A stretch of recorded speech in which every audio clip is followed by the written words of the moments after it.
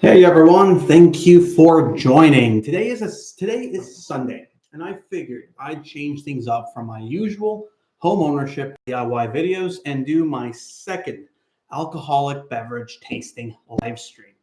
Now, during our first one, I went ahead and tasted and reviewed two mezcals. One, which is the Tesla mezcal over here.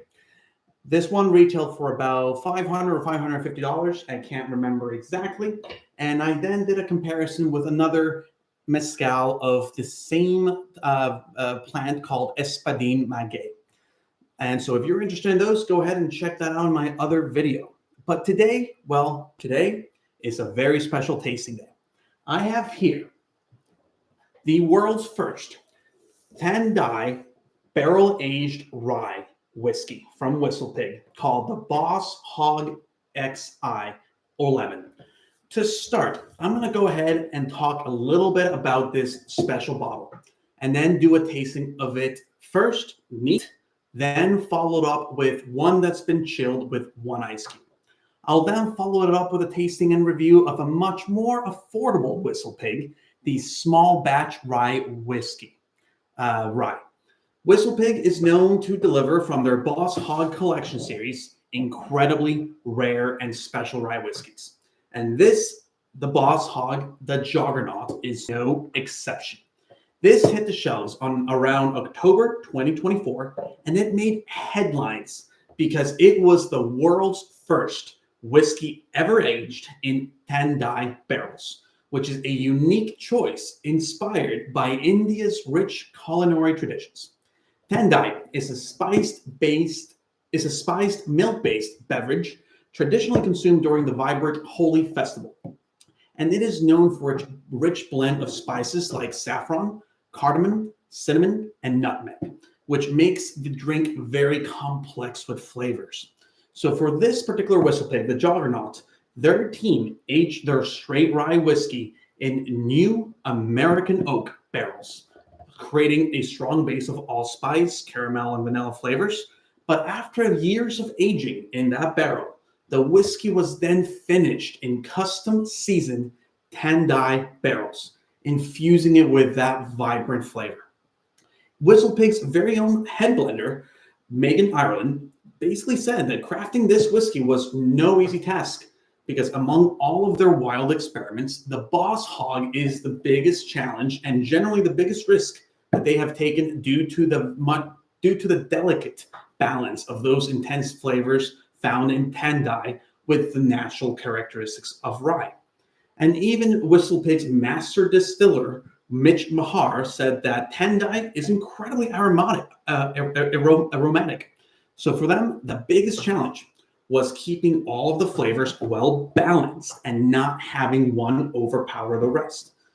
So with that, let's go ahead and open up the bottle and show it a little bit closer because there is a lot of special characteristics found in this bottle. So give me 1 second while we open this beast up and show you all what we got here. So in keeping with Boss Hog's tradition, the bottle design of the Juggernaut is as special as the whiskey itself. Each bottle is topped with the pig figurine you see here, and this has become essentially a signature of the Boss Hog series. You'll see them in all of them. But for this particular edition, the pig is styled to resemble an Indian elephant, which is effectively a nod to the team's travels when they were in India, and they gained that inspiration. And for this particular bottle, they made about 127 barrels, which makes it a very limited edition release and something that is prized among whiskey connoisseurs. Now, I got this one in particular for $700 or $750. I forget exactly. But given how rare this bottle is, it comes to no surprise that we're already seeing prices upwards to the 1,000 or higher price tag online. And this particular bottle in particular, I want to give a shout out to Drip and Drop's own liquor store owner, Neil, because this is even rarer. As you can see here, normally the bottle does not come with this beautiful holy festival color decorations. It's normally silver. So this bottle itself is even more rare. given that nature. So with that, let's go ahead and get to the tasting. Like I said, first, I want to go ahead and pour just a glass, a neat glass, to be able to not dilute any of the beverage. But I'm going to go ahead and I've got a couple ice cubes over here on another glass that I'm also going to go ahead and pour a healthy pour on that so that we can do a comparison between the chilled and a little bit of the diluted flavors to see how the flavors open up along with the neat version. So like I said, we're given this, and as you can see, I've already kind of tasted this before, but I'm going to give you all my unbiased opinion. And like I said, once I finish this, I'm going to go ahead and compare that with Whistlepig's small batch rye aged for 10 years. This one retails for about anywhere from $90 to $100. So we're going to be able to give you a comparison between those flavors. So with that, cheers to 2025, and let's see what this has in store for us. And Dory is actually giving us a reunion here as well. So Dory's my cat for those that don't know that. First off, holy shit. Wow. It's been a while since I tasted that. So first, the nose. Let's talk about the smell and the palate there. It is so unique. So if you've ever had Indian Scotch, that's a lot of what I'm getting at right now. I'm getting those hints of all those spices and just smooth floral flavors. Incredibly smooth, very good to the nose and to the taste. I'm going to give it another taste, and then let's talk about how it tastes. But it's one thing is for certain here, folks. This is incredibly unique. I mean, I've tried all sorts of whiskey, ryes, bourbons across all the price tags you can think of. There is nothing like this. So already, Whistlepig, my hat to you. You've made something that is incredibly unique. But let's see if the flavor continues evolving after a second taste.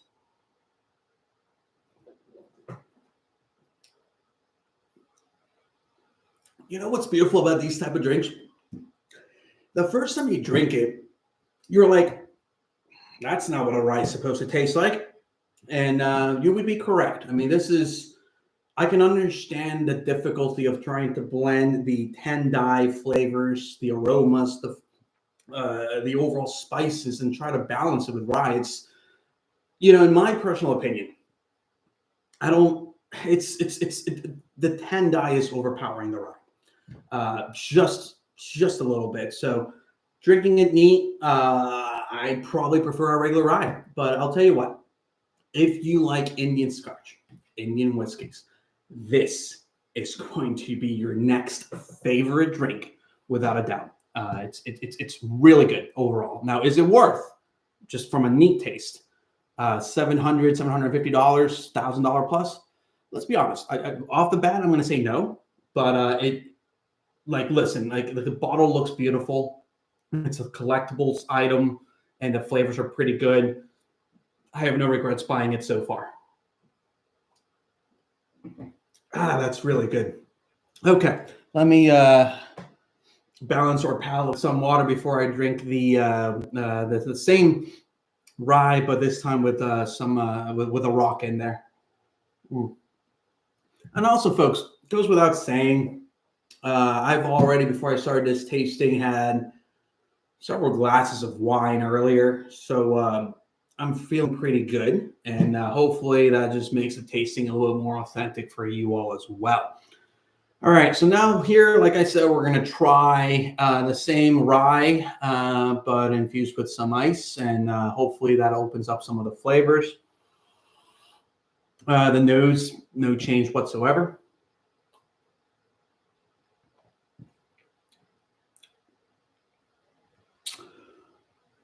So without a doubt, it being chilled and with a bit of the water diluting it, I am noticing that the intensity of the Thandai is a lot less.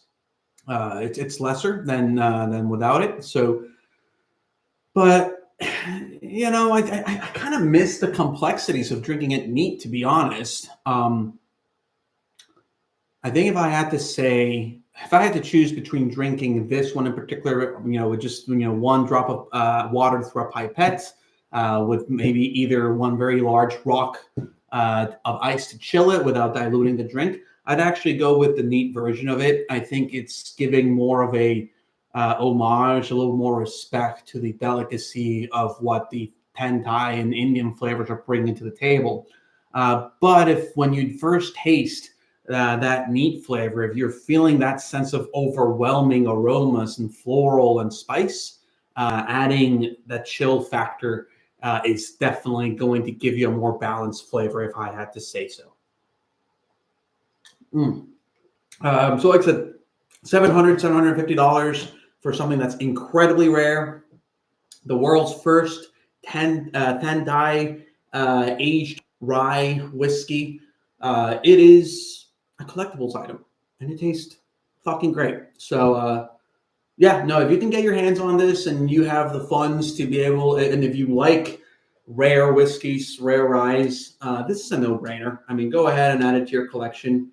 Just even look at the bottle itself. I mean, it's just gorgeous. I love this thing. So definitely something I'll be putting up on my mantle. Something to add to the various rare collections of whiskeys and mezcals and tequilas that I have. So let's go ahead and finish this puppy, and then I'm going to move over to taste the Whistlepig Small Batch Rye 10-year to compare a $700 or $750 whiskey to a $90 to $100 bottle.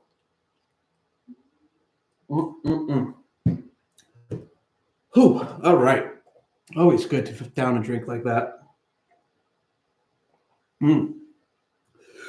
Well, I'm composing myself. Big shout out to the 2021 Atlanta Braves winning the World Series. Can't believe it's already been 4 years since that, to be honest. Absolutely insane. Okay, so next up, now that we've finished trying the world's first Thandai aged rye whiskey, let's give a try of this puppy here. One of my go-tos when it comes to rye whiskeys. I first tried Whistlepig at a bar here in Woodstock. We've got a really great spot for those that are local to Georgia. Woodstock has a restaurant called Rootstock. You can kind of see the inspiration of the name. And they are a rooftop bar, but also a quote-unquote speakeasy VIP whiskey bourbon tasting members only club. If you want to pay extra for the VIP exclusive experience. And when I was there with a friend of mine, we were ordering appetizers, drink, food, and all that goodness. And my friend said, "Hey, have you ever tried Whistlepig?" And I told him, "No, I don't. Is it good? What is it?" And he basically convinced me to try a flight of Whistlepig. And so that's how I got introduced to the beauty of what Whistlepig is. And ever since then, I have fallen in love with Whistlepigs. And like I said, the small batch rye is my go-to now. All right, so I went ahead and did 2 healthy pours, probably a couple fingers of each. Let's try it neat first, then go over to the one that's diluted a bit with 1 ice cube and chilled a little bit with it, and see what changes we get here. And so, cheers.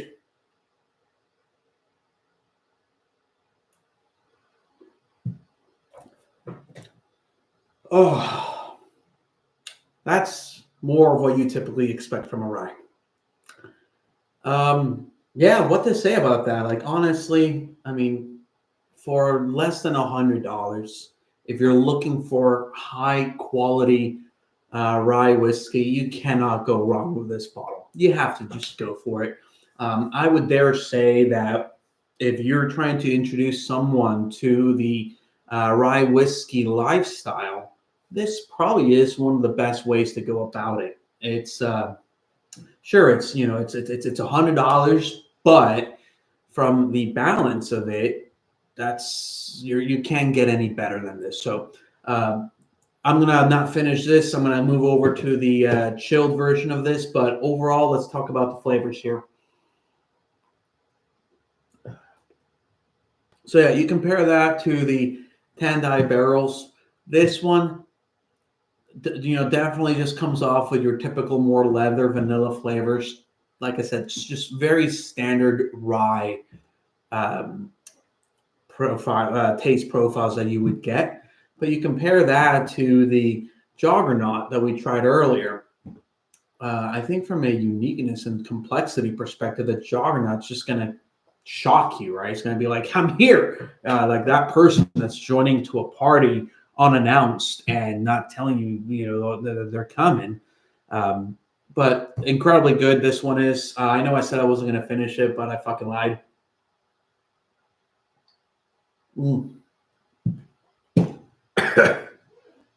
Good stuff. All right, so let me drink some water, clear that palate. So this one over here. So now this one, we've got the same Whistlepig small batch rye, aged 10 year, 50% alcohol ABV, 100% proof. Over here, as y'all can kind of see, I actually didn't talk a little bit more about the Juggernaut. So this one is 104% proof and ABV of 52%. This is barrel 41 out of the 100 something I told y'all. So like you already know just how unique this puppy is here. Very, very low volume produced. All right, let's see how the flavor profiles change once you add a little bit of ice and you chill the 10-year small batch. Oh, that opens it up beautifully. Oh, that's just amazing. So interesting, right? So with the Juggernaut, honestly, don't have this chilled. Don't even put a drop of water into it. This tastes the way it was meant to taste right out of the bottle. But this puppy here, trust me when I say, add a pipette of water or put a stone in there to chill it, and the flavors are going to open up. It's just, yeah, you just get that beautiful hint of all the grains just coming in very smooth. And of course, maybe it's just tasting better because I've been drinking for quite a bit today. So it might just be that as a factor. But overall, I would say that my favorite between the two, let's compare, right? Like, what would I go for? Like, if tomorrow I had unlimited money, right? Like, let's just say someone gave me $1,000 and they said, buy one of these two. I would say the following. This, if I just want to show off, brag, say I've got a collections item, for me just tasting it, go with this puppy. It is good, $100. You won't regret it. You'll want to get more of it. Absolutely delicious. So yeah, folks, that is my tasting of Whistlepig. I just recently acquired a bottle. I think I paid $130 for it. It is locally distilled and bottled here in Georgia. And it is infused in honey finished barrels. So in my next tasting, I will likely do a tasting of that. And following up on that, I just recently also acquired a very rare sake.